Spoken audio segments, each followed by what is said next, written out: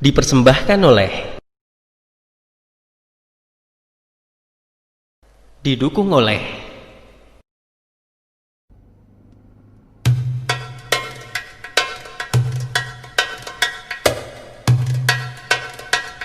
Selamat datang di Kabupaten Grobogan, salah satu hinterland kota Semarang sekaligus kabupaten terluas kedua di Jawa Tengah setelah Cilacap.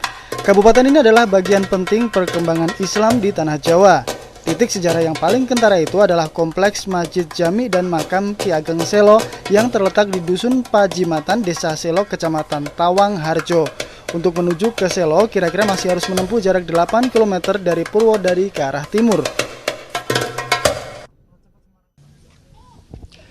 Kabupaten Grobogan adalah daerah yang tidak bisa dihilangkan dalam sejarah Islam di tanah Jawa dan perkembangannya.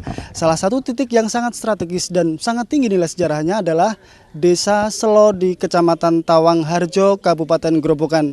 Kabar Ramadan bersama saya Puji Utomo dan Pramudo Wicaksono akan mengantarkan kepada Anda apa saja nilai sejarah di Desa Selo, Kecamatan Tawang Harjo, Kabupaten Grobogan berikut ini.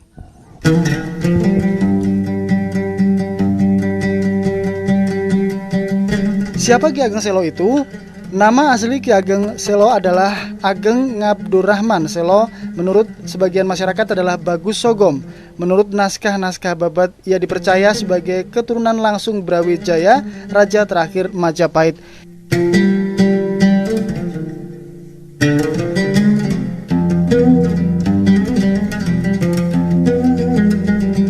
Dikisahkan Brawijaya memiliki anak bernama Bondan Kejawan yang tidak diakuinya. Bondan Kejawan berputra Ki Getas Pandowo. Kemudian Ki Getas Pandowo berputra Ki Ageng Selo. Ki Ageng Selo berputra beberapa orang putri dan seorang putra bergelar Ki Ageng Ngenis. Ki Ageng Ngenis berputra Ki Ageng Pamenahan, seorang penguasa pertama Kerajaan Mataram.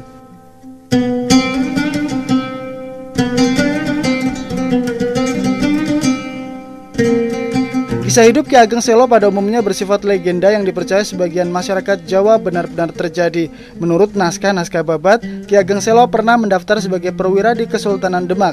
Ia berhasil membunuh seekor banteng sebagai persyaratan seleksi, namun ngeri melihat darah si banteng. Akibatnya Sultan menolaknya masuk ke tentaraan Demak.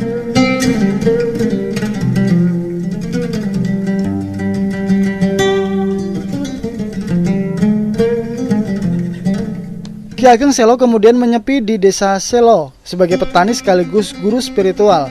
Ia pernah menjadi guru Jaka Tingkir, pendiri Kesultanan Pajang. Ia kemudian mempersaudarakan Jaka Tingkir dengan cucu-cucunya yaitu Ki Jurumartani, Ki Ageng Pemanahan, dan Ki Panjawi.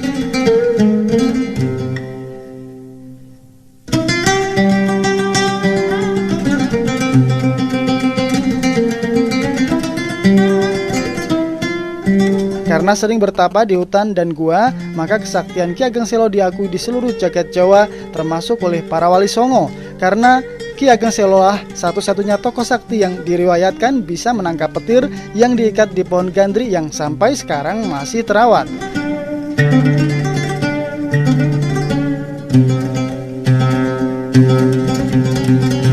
Petir yang ditangkap juga digambarkan dalam pintu bledek di Masjid Agung Demak. Ukiran berbentuk hewan mirip naga yang digambarkan sebagai sosok petir ini juga mendominasi bangunan Masjid Jami Ki Ageng Selo.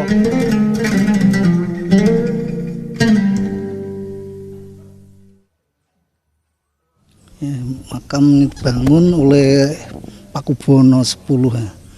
BB 10 tahun 1885 yang sampai sekarang ini. Pada waktu dibangun sampai sekarang termasuk masjid sama makam satu paket. Kenapa yang membangun Pak Pakubono 10 gitu? Yang paling istilahnya paling kaya, paling raja yang paling kaya. Bukti bahwa masjid tersebut sebagai bangunan Keraton Surakarta hingga kini dapat dilihat dari ornamen tiang soko masjid atau ukir-ukiran kusennya, termasuk keberadaan podium atau dampar tempat berkhutbah khotib maupun kubah masjid.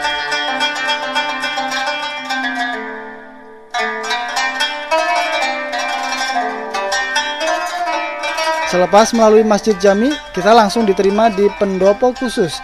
Di sini ada skema sketsa silsilah Raja-Raja Surakarta. Dari sinilah diketahui bahwa kompleks ini dibangun oleh Paku Buwono ke-10 tahun 1885, sekaligus menandakan bahwa bumi Dusun Pajimatan adalah wilayahnya Keraton Surakarta. Sampai sekarang, meski masuk kawasan Kabupaten Grobogan, namun Dusun Pajimatan adalah tanah keraton yang bebas biaya pajak.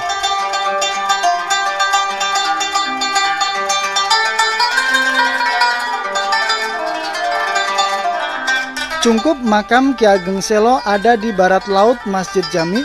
Yang paling kiri Ki Ageng Selo, tengahnya adalah istri tua Ki Ageng dan yang kanan adalah istri mudanya. Di utaranya Cungkup ada api petir yang punya nilai tinggi bagi Keraton Surakarta. Setiap Keraton Surakarta akan menggelar sekatenan atau ritual lainnya, ada utusan keraton yang datang untuk mengambil api di tempat ini.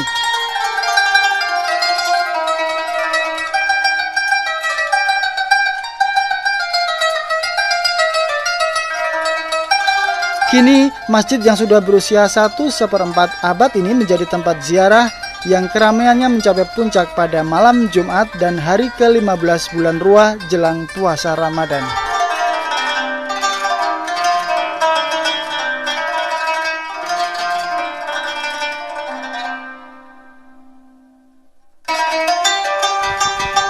Pemirsa, berdoa di dekat sini di makam Ki Ageng Selo bisa dilakukan kapanpun. Tetapi pada tanggal 15 pada bulan Ruah, bulan Jawa adalah saat-saat yang paling ramai. Dan bicara soal Ki Ageng Selo, seperti buku yang saya pegang ini menceritakan bahwa beliau adalah sosok yang tidak bisa dilepaskan dari raja-raja Islam di tanah Jawa.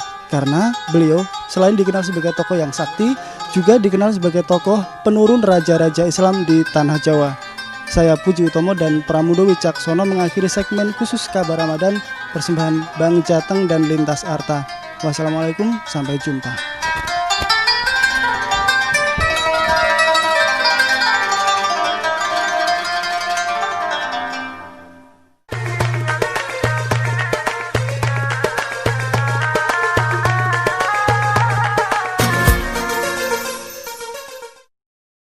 Dipersembahkan oleh,